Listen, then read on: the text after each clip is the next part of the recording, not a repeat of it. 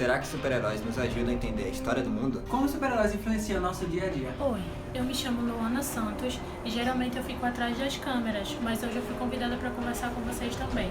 Olá, meu nome é Alisson Wallace. Olá, meu nome é Pedro e vamos falar sobre os super-heróis e seu contexto histórico.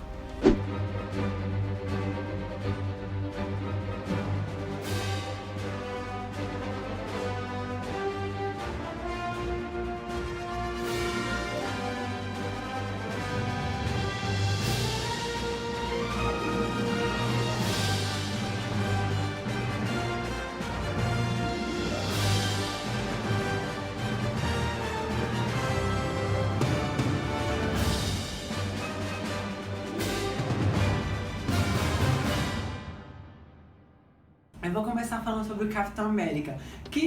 Como surgiu o Capitão América? Capitão América, ele surgiu no contexto da Segunda Guerra Mundial. Ele virou um símbolo norte-americano para a luta contra os nazistas. Nessa época, estavam os aliados contra o eixo. E ele foi criado exatamente para isso, para combater todo mundo estava contra Hitler praticamente. E por isso ele foi criado, para representar os aliados na guerra. No caso, os Estados Unidos. E agora eu vou falar sobre o Hulk. Como o Hulk surgiu? O Hulk ele surgiu para representar a Guerra Fria. Porque vocês sabem que Hulk foi um erro no laboratório que acabou transmitindo raios nele, né, radiação, e acabou virando Hulk. Mas acontece o seguinte, que ele era para ser cinza, mas acabou sendo verde por causa de alguns erros que aconteceu.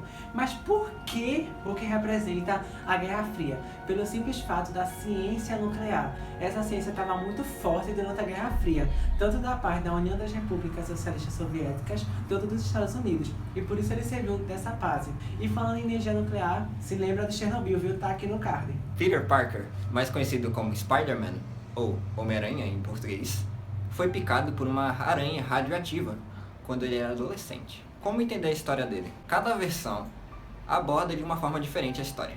As primeiras versões abordaram no contexto físico-nuclear. Estava na moda essa ciência físico-nuclear. E atualmente, no século XXI, temos a genética. Você consegue ver explicitamente no filme do Tobey Maguire. As primeiras cenas se passam dentro de uma célula humana. Vou começar com os X-Men. Eles foram criados na década de 60, onde os Estados Unidos estavam passando por várias revoluções sociais. Entre elas foram o movimento hippie e o movimento negro, que lutavam pela igualdade e para acabar totalmente com a segregação. E foi aí, com essas questões sociais, que Stan Lee e Jack Kirby criaram o termo mutantes, que eram pessoas com modificações genéticas. Eram chamadas de fator X e logo depois mudou para gene X. Os X-Men representavam a minoria da época, os negros, homossexuais, imigrantes e judeus. Assim como nos filmes, nos quadrinhos e nos desenhos, nós vemos como os X-Men não são aceitos e nem respeitados pela sociedade. Existe um preconceito muito grande e uma intolerância enorme, que é o que realmente acontece com esses grupos na sociedade antes e ainda hoje. Agora a história desse ícone se passa em Krypton, quando seu pai, Jor-El, descobre que Krypton ia ser destruída. Então envia o Superman, que era um bebê, né, para a Terra. Para ser mais exato, ele cai em Smallville, que é a cidade de Jonathan e Martha Kent que os acolhem. O contexto histórico dessa história se passa em 1938, onde ocorreu a Grande Depressão, a famosa, onde teve fome e desemprego, que geraram muita violência. E com essa história, os americanos se sentiram mais acolhidos, mais protegidos por Superman. Por isso que ele se tornou um ícone dos quadrinhos e dos filmes atualmente. Nós temos também o Homem de Ferro, que também foi criado na década de 60, só que ele foi criado a partir da Guerra Fria, que era onde os Estados Unidos estavam nessa corrida tecnológica contra a União Soviética. Tá, mas o que é que tem a ver o Homem de Ferro com a Guerra Fria? O personagem Tony Stark criou a armadura quando ele foi sequestrado por um grupo de vietnamitas. Aí o que é que ele fez? Ele usou o cérebro privilegiado que ele tinha para criar uma armadura cheia de aparatos tecnológicos para conseguir escapar.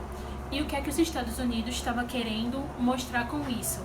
A tecnologia deles era muito melhor do que qualquer outro tipo de partido ou tecnologia de outro lugar. A Mulher Maravilha, como foi criado o contexto dela?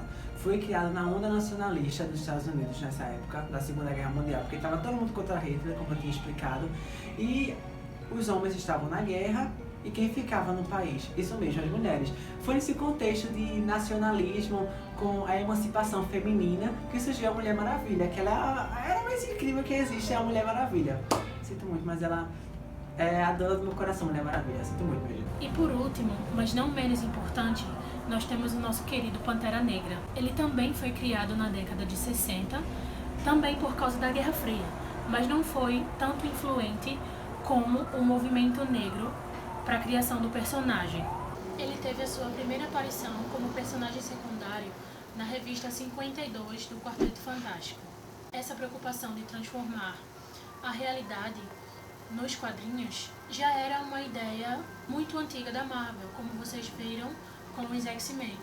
E a partir disso, o roteirista Don McGregor deu uma nova cara para a revista da Jungle Action, trazendo o personagem Pantera Negra como principal. Mas infelizmente, na última sexta-feira de agosto, o ator Chadwick Boseman, que interpretava o Pantera Negra, faleceu aos 43 anos de câncer. Ele foi um personagem muito importante para mim, como foi importante para várias pessoas que passaram anos de suas vidas esperando que no cinema tivesse um herói que as representasse. Eu só tenho a agradecer por esse ator, por esse personagem incrível. Wakanda Forever, Rest in Power. Na minha cultura, a morte não é o fim. Ela é como um ponto de impulso. Se você esticar os dois braços, Bast e Sekhmet levarão você até os Campos Verdes, onde poderá correr para sempre. Minha gente, eu espero que vocês tenham gostado do vídeo. Curtam, compartilhem, comentem. Eu vou colocar aqui o link dos sites que eu pesquisei sobre esse assunto. E até a próxima!